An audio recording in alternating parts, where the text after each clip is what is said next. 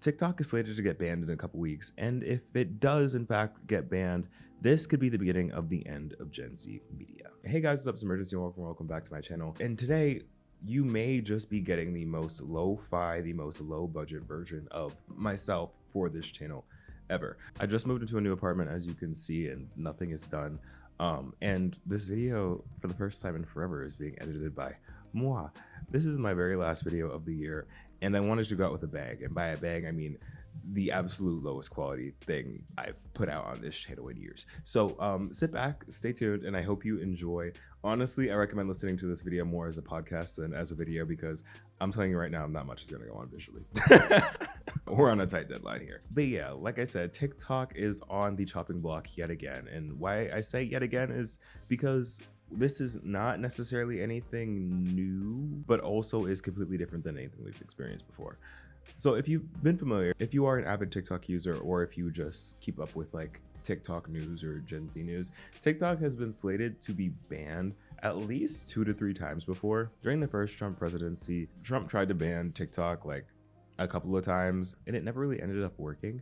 There was also that one time that like the TikTok CEO had to like fight to keep TikTok around, and he went to like Congress and like argued, and it was like a whole thing. But like the moral of that story is that TikTok wasn't banned, and during these eras you see these influx of creators coming on, expressing their concerns, telling their followers where else on the internet they can be found, and this really weird sentiment of like, yeah, this was sort of fun while it lasted, but it's kind of gone.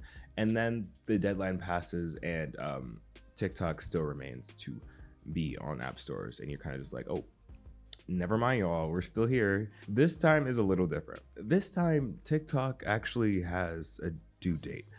Well, maybe not a due date, an end date, and that is January 19th, 2025. And unless there's some kind of legal delay, or the Supreme Court rules that this sort of ban on TikTok is unconstitutional and the ban is lifted or reversed, TikTok is going bye-bye from app stores in about 19 days. Now let's talk a little bit more about what that exactly means. So Congress passed the Protecting Americans from Foreign Adversary Controlled Applications Act, a mouthful for sure, to protect the national security of Americans' data, the same data that is used by every other social media company around the world. And the reason why I say that is because this ban does seem very targeted towards TikTok specifically, when the issues that are being brought up around national security and America's data online is an issue across social media apps and is an issue across the world. It's not just TikTok that's taking, storing, and selling our data. It is every app that you use, unless you're clicking the Ask Not to Track button on iPhone. Every app, almost every website, like this is a common thing. The problem here is that TikTok is a Chinese company, and this data is going to China. And if you know anything about American history and American present question mark, you know that China and the US don't necessarily go hand in hand and aren't necessarily buddy-buddy, especially right now. So while other apps like Twitter, Facebook, Instagram, Snapchat, and the likes do store, sell, and track user data of Americans, since they are American-based companies, they're not being penalized as harshly or at all. So what does this all mean? Well, according to the ban and according to the act, as of January 19th, TikTok will no longer be downloadable on the Apple or Play stores in America. This means that no, TikTok isn't going to be magically deleted from your phone. You're still going to have TikTok past January 19th, but the app will no longer be receiving updates or will be available for download on the App Store to keep the app supported and alive on your phone. And gradually, with phone software updates and new phone replacements, it would essentially phase out the app for many people until essentially the app is unusable, or there just aren't as many people or interest in the app, essentially killing the app. I don't know too many people that would say that this is a good thing. I actually have not spoken to a single person that is like super pro this, and maybe there's a reason for that. I'm sure there's someone in the comments right now saying that like this is a great thing for national security, and they're so gung-ho about the TikTok ban. And to that I say shout out to you, but also, there is a lot of bad, arguably more bad, that comes from all of this. The TikTok ban would almost immediately lead to a significant loss in the livelihoods for thousands of creators on the app, as well as more than tens of thousands small businesses that make a significant amount of their money and profits from TikTok. And not to mention the thousands of people that work at TikTok that will likely lose their jobs as a result of this as well. According to businessdasher.com, TikTok has around 5 million businesses on the app that advertise on the app. So having a nationwide ban like this would definitely impact these businesses and these people very tangibly and very immediately. And I don't think that this is a great combo, especially with who's coming into office the day after this ban goes into effect. And we'll get into that in a little bit. But the combination of missing out on TikTok advertising, TikTok revenue from these businesses from things like TikTok Shop or just general advertising on the app, in addition to the tariffs that are allegedly set to come through next year that are also set to disproportionately affect small businesses, it's just not looking great right now, which is why many people are concerned. Little side note, did you notice the change in background from there to here?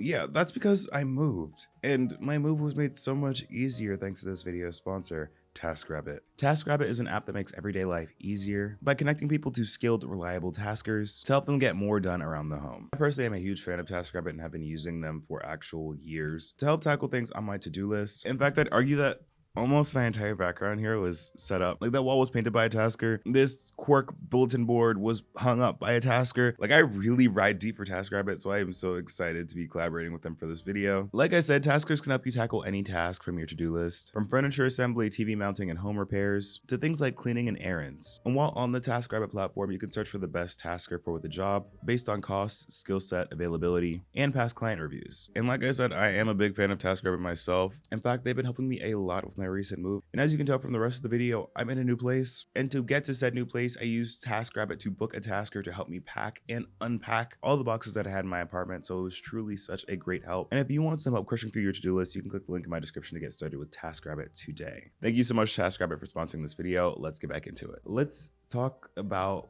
what options TikTok has and if there is a fighting chance for TikTok to stay on app stores, because, you know, things like this can't just happen, right?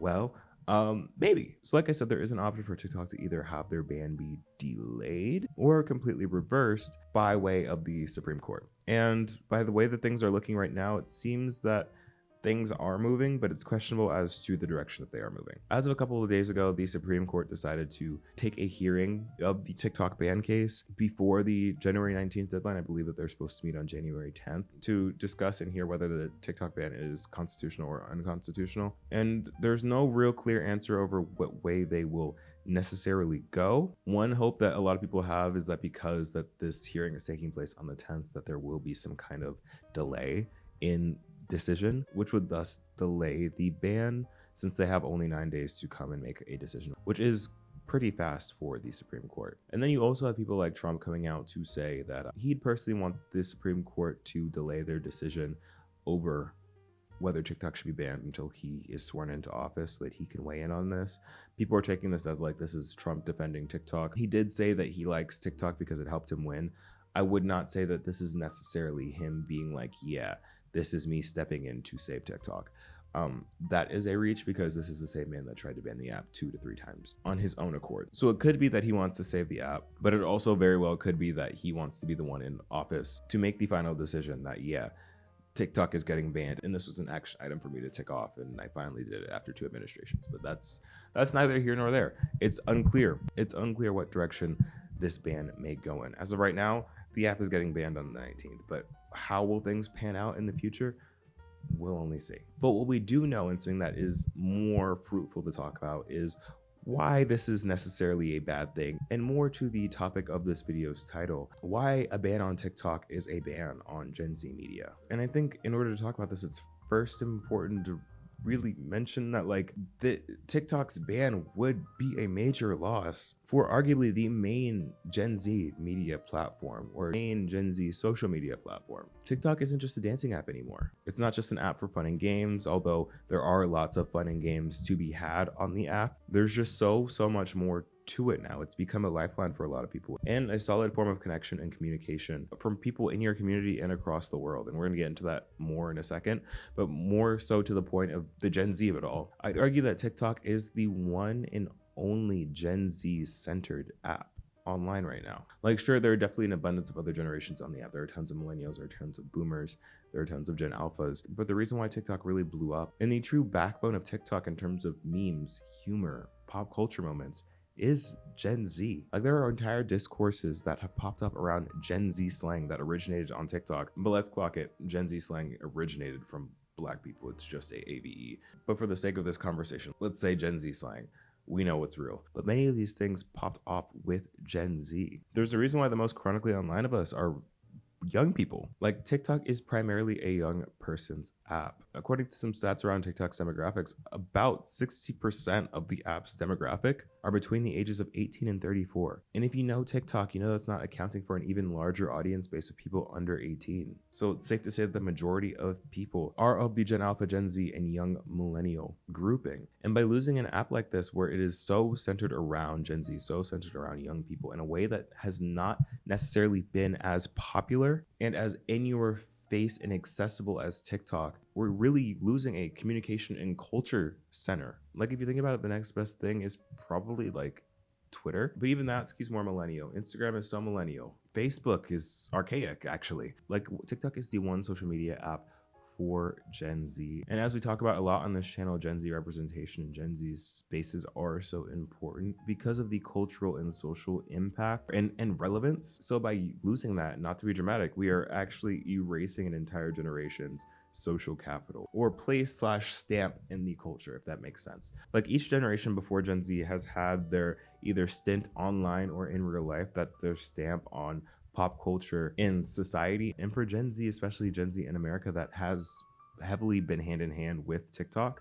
So by not having that, what do we have? Not saying that our entire cultural identity as a generation is encompassed in a single app, but that single app is a large portion of it. And then there's the whole thing about like TikTok being a communication app. Losing TikTok is losing so many avenues towards learning new information that you wouldn't otherwise be tapped into, and being able to communicate with each other in a way that's authentic, real, and current. There is no delay. You see things from across the world in real time that you would not be able to normally on any other social media app. Like TikTok is a big reason behind why Gaza was able to get so much attention over the past year. And other really important causes like that are able to get the attention that they rightfully deserve through TikTok in a way that's unique and authentic from other apps, because other apps don't allow you to post the things that you post in the way that you can post on TikTok. There's more censorship, there's more shadow banning, there's less organic discoverability, like the reach just is not the same. And if/when we lose TikTok, we are losing out on that valuable information. Like there's a reason why TikTok has become the #1 search engine online, overstepping Google. It's because TikTok is an information bank,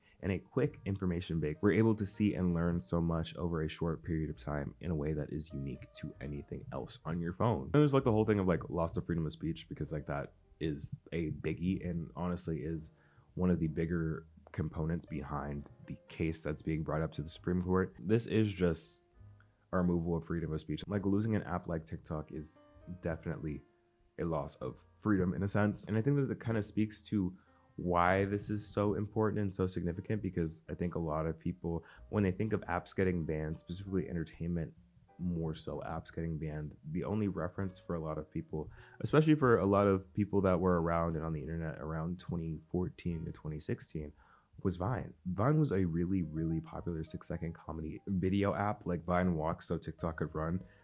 And Vine eventually ended up getting banned. But the difference between Vine and TikTok is that Vine was mostly just for silly, goofy, haha videos. TikTok has its own economy, essentially.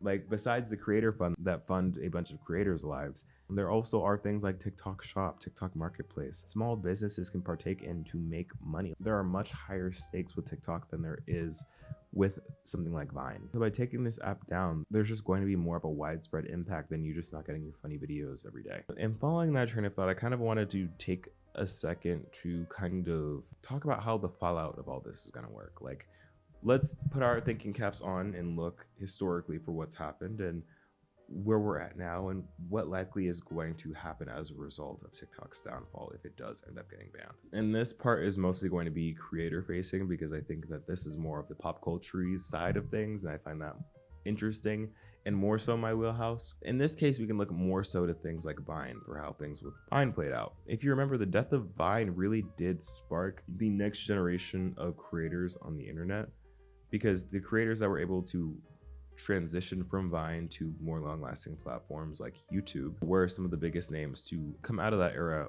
to the point where a lot of people don't even remember that they were Viners. Like the Paul brothers, the Dolson twins, David Dobrik, Gabby Hanna, Quen Blackwell, and so many more got their start on Vine that became even bigger successes after the fact. And I think that this is something that is going to happen again, at least in the creator industry. If TikTok gets banned, the creators that are able to transition and move to other platforms that especially are more so long form are going to see insane levels of success and longevity. And I think that this is going to be compounded by the fact that streaming is so big right now, where like super long form is not necessarily king, but going to be king in terms of social media capital, that we're gonna just see more of a transition from TikTok to live streaming on like things like Twitch or Kick, and of course the migration to things like YouTube as well. I believe that the creators that are able to do well and make a name for themselves and maintain the name that they have for themselves on these platforms are going to grow to the levels of success where people don't remember or know that they initially started on TikTok. And all that is nice, but I also think there is a component that like times are different from how things were in 2016. Back then, Vine was the only short form app really doing it. Now every single app has a short form version thanks to TikTok. So it won't be as much like if you can't do long form, you're kind of cooked. I think long form content will still have more cultural capital, but in terms of more like of one-to-one transition from short form to short form, there just are more options for creators. And I think that'll make things a lot more accessible for a lot of creators. You have things like YouTube Shorts, you have things like Instagram Reels, you have short form video on Twitter. Like the options are honestly endless. And I foresee a lot of short form creators moving more primarily to those other platforms as well. And I also see some of those platforms, not all of them, some of them begin to adopt the same content guideline principles and operations that TikTok has had in terms of the algorithm, in terms of what's allowed and what's not, to more match that of a TikTok if and when TikTok is no longer a thing. And I think that will be the main draw for what platform the majority of creators end up focusing their time on. I think that was very technical. I don't know if that was necessarily as relatable. If you enjoyed that, let me know. I don't know, I felt like Coco Moco there. The last thing I want to talk about before I wrap, short but sweet. The people that have been preying on TikTokers' downfall and that have been celebrating the TikTok ban because they're happy to see their favorite or least favorite TikToker have to get a real job. I think that your frustration and emotions are a little misguided there. For the majority of TikTokers, the majority of people on social media and on TikTokers, not the 1%, not the top creators, those top creators, they're going to be fine regardless, right? They make most of their money off of social media, off of brand deals, off of things like that. They're going to be fine. I think what most people are sort of not realizing is that the majority of creators on TikTok do still have real jobs in addition to TikTok. Now that TikTok's getting banned, you're gonna have to get a real job. Okay, first of all, I came from a real job. I got a bachelor's degree and a master's degree just so I could work for a corporation and quickly realize, wow, I'm nothing but a number. I'm going to beg, plead, and cry for a 1% raise every week. I make $20 an hour, which totals to 2 bi-weekly paychecks of $1,200 each month. The first one went entirely to rent. The second one went to utilities, the school loans that I'm still paying off to this day, and all the other bills that you have as a fucking adult. I quickly looked around and I said, well, fuck, I don't know how I'm going to survive. I looked in the mirror and I said, well, let's face it, Brandon, you need a side hustle. I downloaded this app because I heard people were making money off of it, and I said, how the can people monetize off of a clock app? And I studied this app religiously. I downloaded it in January 2021, way later than everyone else. And I said, I'm going to try to make it on this. From January 2021 to October 2021, I sat on this app and posted 2 videos every single day. In fact, many of the side jobs that they do have are not necessarily the most glamorous. They're not like the cute little tech jobs where TikTok is just like an extra bonus on the side. It's people that are working regular 9-to-5 jobs, people that aren't making the giant salaries and are putting in a lot of hours, and in their free time are picking up the phone to talk and yap and to build an audience. So by losing TikTok, an extra way for them to move out of their situation, it's not just a simple thing of like, oh yeah, it's time for these influencers to finally get a job, to finally feel the pressure and to finally like be like the rest of us. It just really is setting regular people back to a point where possibly they might not be able to make ends meet because maybe the TikTok money that they were bringing in was helping them stay afloat despite them having that real job. And I think that's especially interesting considering the conversations that we have all the time where we talk about how people aren't getting paid enough for their job and have to have multiple jobs to stay afloat. TikTok for some people is that second, third, fourth job. So when you don't have that, you're not able to make your ends meet. People are put in sticky situations.